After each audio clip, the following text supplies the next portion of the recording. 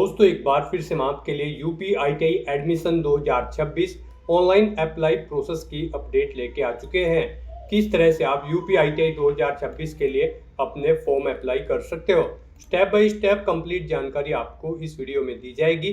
Last date online आवेदन करने की 4 अगस्त 2026 है। कुछ ही दिन शेष रह गए हैं, तो आप जल्द से जल्द अपना फॉर्म अप्लाई कर ले। फॉर्म अप्लाई करते समय आपको कोई भी ऐसी गलती या फिर मिस्टेक नहीं करनी होगी जिसको करने से आपका एप्लीकेशन फॉर्म भी रिजेक्ट हो सकता है। किन किन कारणों से आपका फॉर्म रिजेक्ट हो सकता है, कैसे आप अपना फॉर्म रिजेक्ट होने से बचा सकते हो। फॉर्म अप्लाई करते समय अगर आपके सामने कोई भी प्रॉब्लम फेस हो रही है तो उसका हल भी आपको इस वीडियो में मिल जाएगा।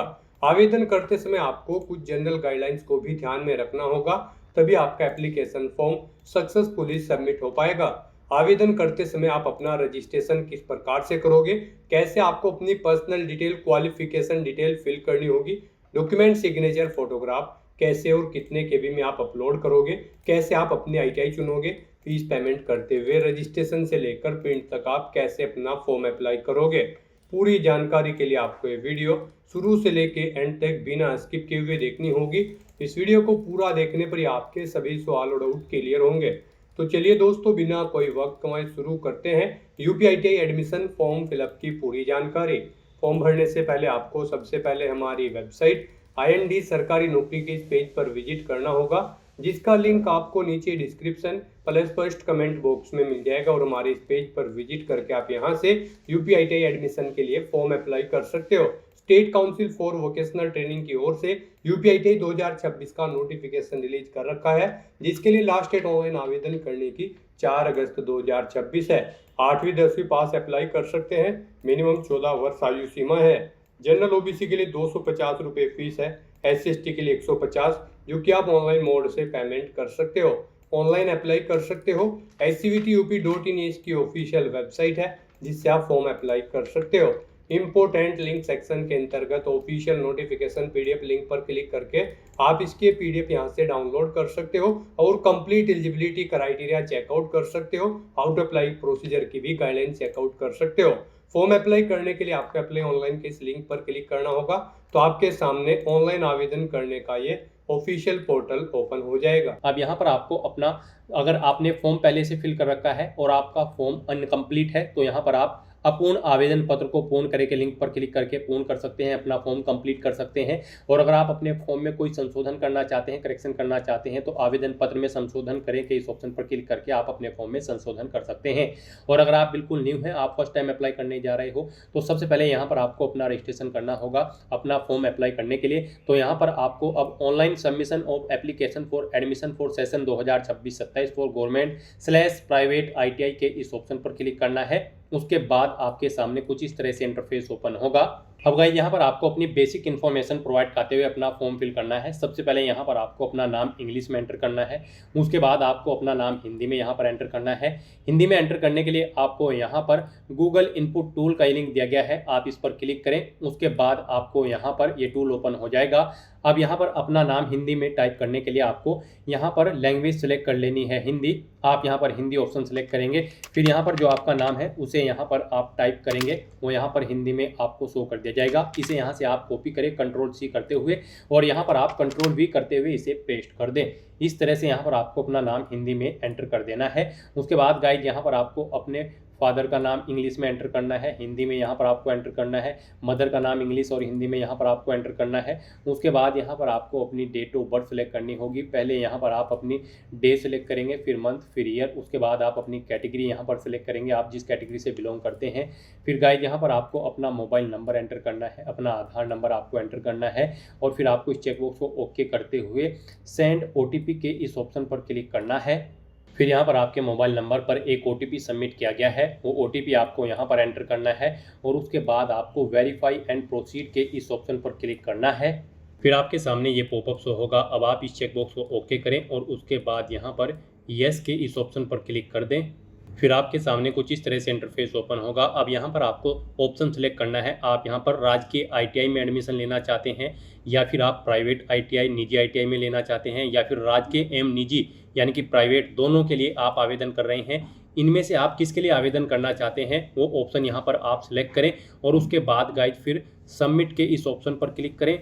फिर आपके सामने कुछ इस तरह से इंटरफेस ओपन होगा। अब यहाँ पर आपका फॉर्म स्टार्ट हो चुका है। गाइज यहाँ पर सबसे पहले आपको अपनी ABC आईडी एंटर करनी है, और अगर आपके पास आपकी कोई आईडी नहीं है ABC आईडी, तो फिर आपको यहाँ पर इस लिंक पर क्लिक करना है। उसके बाद आपके सामने कुछ इस तरह से इंटरफेस ओपन होगा। अब यहाँ पर आपको अपनी बेसिक इन्फॉर्मेशन प्रोवाइड करते हुए अपनी ABC आईडी क्रिएट कर लेनी है, और फिर यहाँ पर उसको आपको एंटर करना है। उसके बाद यहाँ पर आपको आपकी कुछ डिटेल ऑटोमेटिकली फिर मिलेगी, जैसे कि आपका नाम, आपके फादर का नाम, आपकी मदर का नाम, आपकी डेट ऑफ बर्थ। ये आपकी पीछे जो आपने रजिस्ट्रेशन में डिटेल प्रोवाइड कराई है वहाँ से फैच कर ली गई है। आप इन्हें चेकआउट करें। उसके बाद यहाँ पर अगर आप मैरिड हैं तो अपने हस्बैंड या वाइफ का नाम एंटर करेंगे। फिर आपको अपना जेंडर सेलेक्ट कर लेना है, मेल या फिर फीमेल।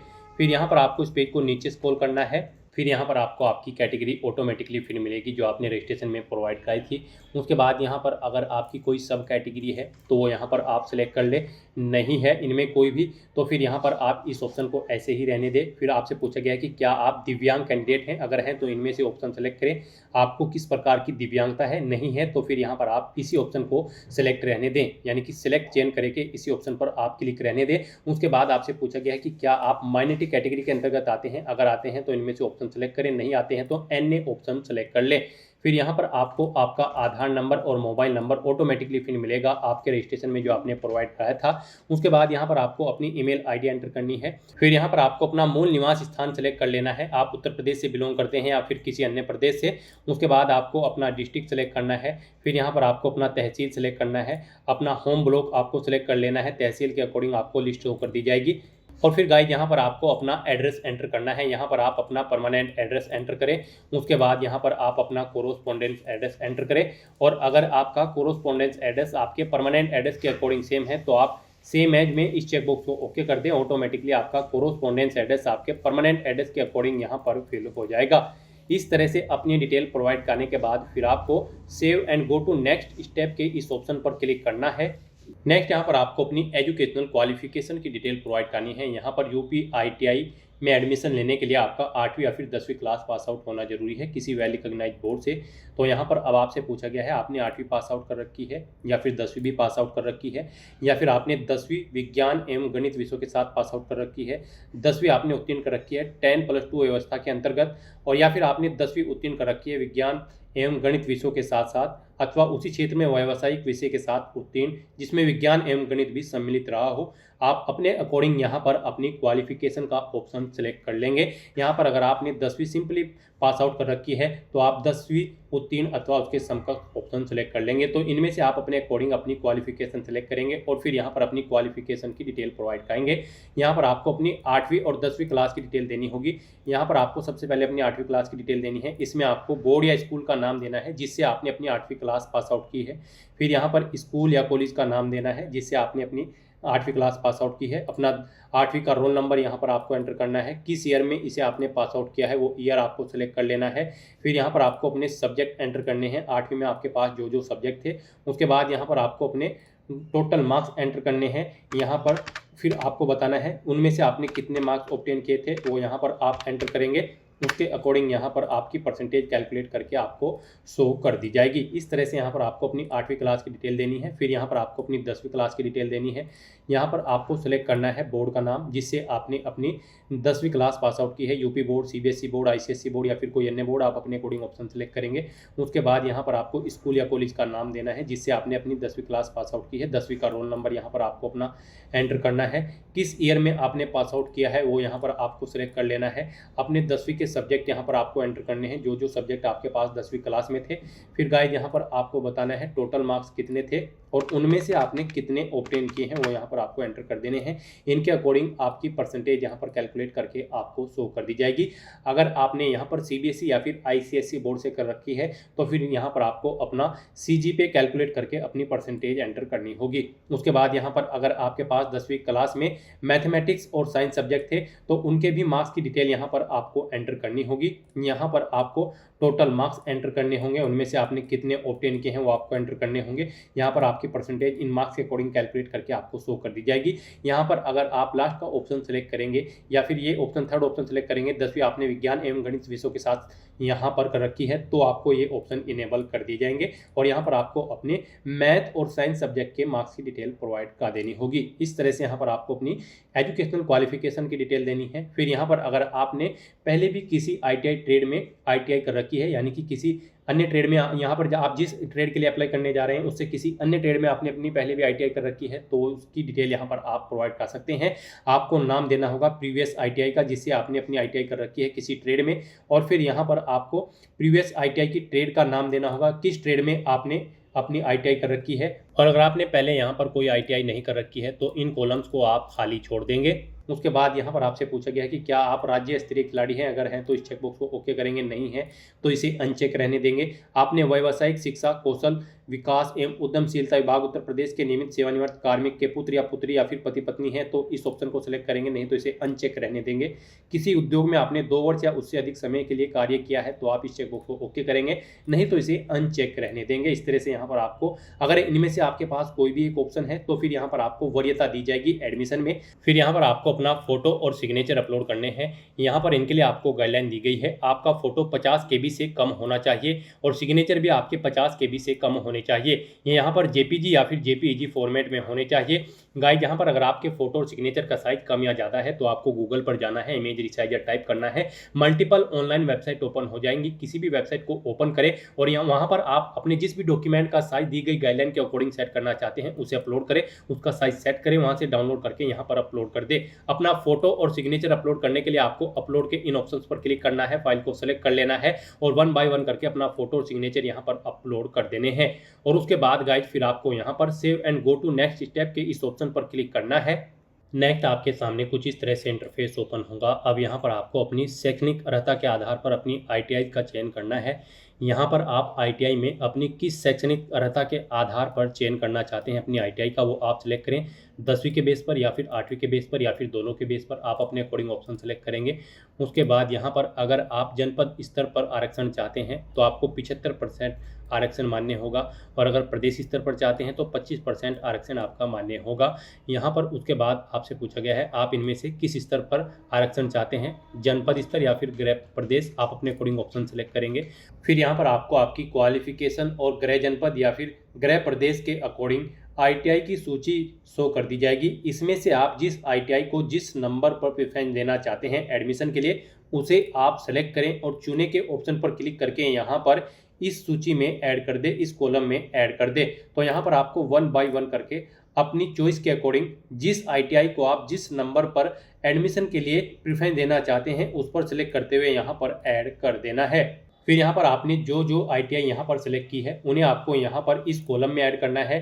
तो यहाँ पर आप जिस ITI को जिस नंबर पर ऐड करना चाहते हैं उस नंबर पर आप क्लिक करते हुए चले जाएं, वो ITI यहाँ पर ऐड होती चली जाएगी। यहाँ पर इस तरह से आपको अपनी इन ITI को इस सूची में भी ऐड कर देना है। इस तरह से यहाँ पर आपको आपकी चयनित ITI की सूची शो कर दी जाएगी। इनमें आप जिस ITI को अप या डाउन करना चाहते हैं, यानी कि प्रेफरेंस ऊपर या नीचे करना चाहते हैं, तो उसे आप सेलेक्ट करके इन एरो कीज की मदद से अप या डाउन आप कर सकते हैं। इस तरह से यहाँ पर आपको अपनी ITI सेलेक्ट कर लेनी है और फिर गाइड आपको यहाँ पर नेक्स्ट के इस ऑप्शन पर क्लिक करना है। नेक्स्ट यहाँ पर आपको अपनी प्राइवेट ITI के आवधिक शैक्षिक अर्हता का चयन करना है। आप 10वीं के बेस पर करना चाहते हैं या फिर 8वीं के, आप अपने अकॉर्डिंग ऑप्शन सेलेक्ट करेंगे और फिर यहाँ पर आप शो ITI ऑफ 10th पास के इस ऑप्शन पर क्लिक करेंगे। उसके बाद यहाँ पर आपको ITI की सूची शो कर दी जाएगी।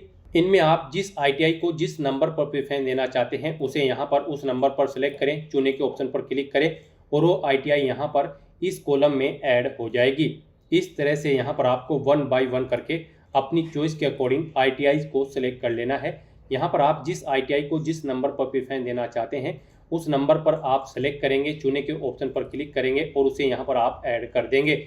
उसके बाद यहाँ पर आपको आप जो ITI सेलेक्ट करेंगे इन चयनित सूची में से आपको अपनी ITI यहाँ पर इस बॉक्स में भी ऐड कर देनी है, उस पर क्लिक करते हुए। इस तरह से यहाँ पर आपको अपनी ITI की डिटेल देनी है और फिर आपको एक बार फिर से नेक्स्ट के इस ऑप्शन पर क्लिक करना है। यहाँ पर ये डिटेल आपको आपकी ITI की 2 बार प्रोवाइड करनी होगी। अगर आपने अपना फॉर्म फिल करते हुए राजकीय एवं प्राइवेट, ITI दोनों का ऑप्शन सेलेक्ट किया होगा। और अगर आपने एक ऑप्शन सेलेक्ट किया होगा, आप राजकीय में एडमिशन लेना चाहते हैं या फिर केवल प्राइवेट में, तो फिर आपको एक बार ही यहाँ पर अपनी ITI की सूची सिलेक्ट करनी होगी, ITI की डिटेल्स देनी होगी। नेक्स्ट यहाँ पर आपने पीछे अब तक जो भी अपने एप्लीकेशन फॉर्म में डिटेल प्रोवाइड कराई है उसका पूरा प्रीव्यू आपको शो कर दिया गया है। आपको सभी डिटेल्स केयरफुली चेकआउट करनी है। इस पेज को नीचे स्क्रॉल करना है, मैं सहमत हूँ में इस चेकबॉक्स को ओके करना है। और उसके बाद गाइस अगर कहीं पर कोई मिस्टेक है तो आप प्रीवियस के ऑप्शन पर क्लिक करके एडिट कर सकते हो। और अगर सभी चीज़ें ओके हैं तो बस यहाँ पर अब आपको प्रोसीड टू पेमेंट के इस ऑप्शन पर क्लिक करना है। फिर आपके सामने पेमेंट गेटवे के ऑप्शन होंगे। आप यूनियन बैंक ऑफ इंडिया के थ्रू फीस पेमेंट करना चाहते हैं या फिर state bank of India payment gateway के थ्रू, आप अपने अकॉर्डिंग कोई भी ऑप्शन सेलेक्ट करें और उसके बाद प्रोसीड टू पेमेंट के इस ऑप्शन पर क्लिक करें।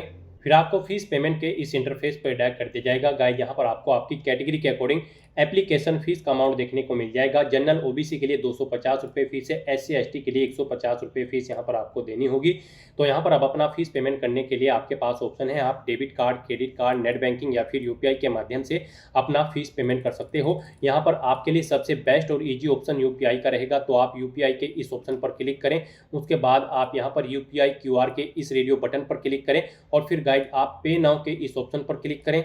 फिर आपके सामने ये QR कोड शो होगा, आप इसे अपने UPI से स्कैन करें और अपना फीस पेमेंट कर दें। सक्सेसफुली फीस पेमेंट करते ही यहाँ पर आपके एप्लीकेशन फॉर्म की सभी टास्क कंप्लीट हो जाएगी। फिर आपको अपने एप्लीकेशन फॉर्म का एक हार्ड कॉपी या फिर सॉफ्ट कॉपी प्रिंट आउट ले लेना है फ्यूचर यूज के लिए, फ्यूचर रेफरेंस के लिए। तो दोस्तों ऐसे आप UP ITI 2026-27 में एडमिशन लेने के लिए अपने फॉर्म अप्लाई कर सकते हो बिना कोई मिस्टेक के हुए। आज की इस वीडियो में बस इतना ही। आई होप ये वीडियो आपको पसंद आई होगी। अगर पसंद आई हो तो इसे लाइक और शेयर करें। चैनल पर नए हो तो इसे सब्सक्राइब कर लें। Thanks for watching.